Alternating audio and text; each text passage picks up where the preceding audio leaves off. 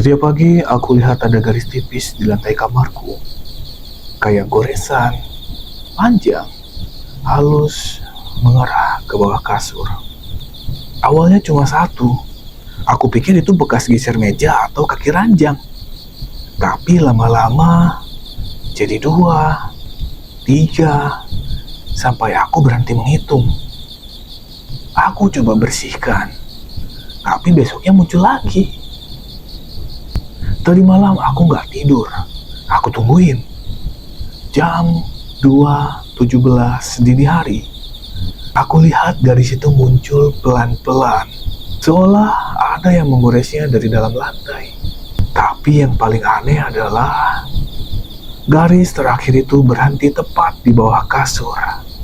Di posisi tempat dulu aku simpan boneka kecil itu.